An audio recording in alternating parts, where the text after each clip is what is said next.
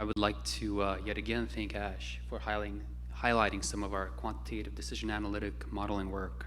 It's an honor to be here with you today. And so here I'm presenting Yale and Harvard and Emory University collaboration now. And it's entitled The US-wide red blood cell alloantibody exchange can decrease mortality and be cost effective in the care of alloimmunized patients with sickle cell disease. So what is the rationale here? So on the left, you see a red blood cell, and you see all of these antigens on it. And just think about it as, you know, potentially you can think about it as soldiers or something that just triggers the defenses of the body, right? And so then the body, the immune system, has to recognize what's self and what's not self. And things that are not self can look problematic, especially when we get, let's say, a red blood cell transfusion. It's usually not from yourself. And so in that context, then you can develop an immune reaction, like a defense reaction, if you want to call it that. And if you see on the right panel, this is just a cartoon graphic that was published by my colleague, Dr. Jeannie Hendrickson, last year. As you develop this defense, over time, the defenses can wane. Those antibodies, like the V-shaped antibodies, can wane, and they can go below a certain detection threshold. And so that could be a dangerous period, and it can happen up to 81% at any given point for somebody who has been exposed to someone else's blood in the past. So then they are effectively at risk for having a reaction when they are yet again exposed to, let's say, a blood product. So my colleagues came to me and said, you know, I think it would make a lot of sense if we can make the case for an alloantibody data exchange. And we think that it could abrogate this component of increased risk exposure to alloantigens, so to the soldiers that are not yourself, in individuals requiring blood transfusion. The transfusion burden for patients, specifically we ended up picking the sickle cell disease patient population because they get a lot of transfusions, but they're not the only patient population that's affected here, as I'll touch on in the end. And so here we know the transfusion burden is quite high. Actually, we have pretty good estimates in this patient population in the United States. It seems that up to 44% of these individuals, of our patients, may be alloimmunized. And so then they are predisposed to, when they need a blood transfusion again, to something called a delayed hemolytic transfusion reaction, where you go into breaking down the red cells that you receive, and on top of that, you can actually start breaking down your own red cells as the immune system over-revs. These can be deadly. So what do we do? So to make the case for a national level alloantibody exchange system, especially in this country where we're not very good at preventative care, right? We're not very good at catching things before things happen, and then we all end up thinking about medical bankruptcy, right? The highest rate in the world here in the United States. So this bringing us back, thinking about prevention. This is a state transition diagram, and this is for with and without exchange. Without exchange is the current world that we live in. So, and the exchange, again, is this information exchange, right? Right now, patients can go to any given hospital, get their alloantibody will be identified, but then in the future, they'll go to a different hospital, and that data access will not necessarily be there in our country. So with this, you can see here the way that the model works is we take patients who we already know have been alloimmunized, and we know that they have this risk and possibility going to the right, highlighted in yellow, of DHTR, delayed hemolytic transfusion reaction. And so they can develop this DHTR. And so if they develop a DHTR, there's always the risk of DHTR-specific mortality, which I'll get to in a couple of slides. But the best estimates that we have are from big prospective and retrospective data, and the case fatality rate seems to be about 11% for these individuals who do develop a DHTR. And of course, in the background, you can also die due to background mortality, so non-DHTR mortality, whether that's sickle cell mortality or whether that's mortality from something else entirely.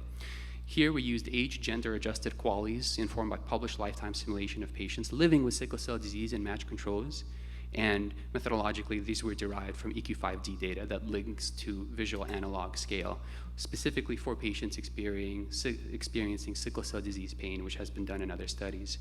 And then separately, age and gender adjusted costs informed by 10 years of data from OptumRx, with the assumption here of a 50-50 mix of women and men, because women and men in all populations do have slightly different mortality probabilities. And so here is the DHTR incidence and DHTR specific mortality.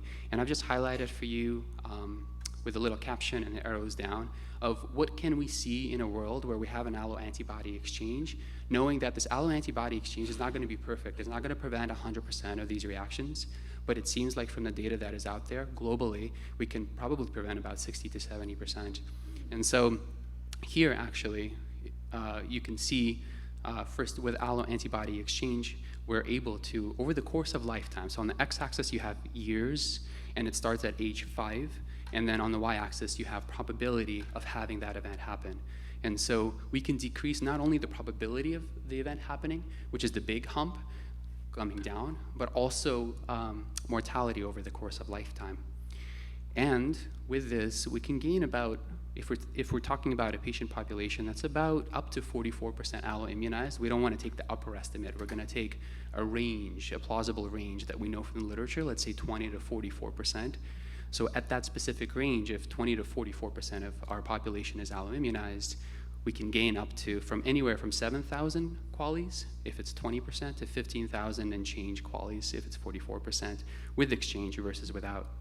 And I would say this is one of the two money slides, and I'll explain it briefly. This is a sensitivity analysis that actually captures the cost of an exchange system on the x-axis, going from $0 all the way to, you read that right, it's $500 million, and the population, which goes from 0 on the y-axis all the way down, all the way up to 44,000, which is that 44% that I talked about. The CDC estimates there's 100,000 individuals living with sickle cell disease in this country, and so you want to see, well, how much can we essentially decrease, how low do we have to get in terms of a population for this kind of system to still make sense?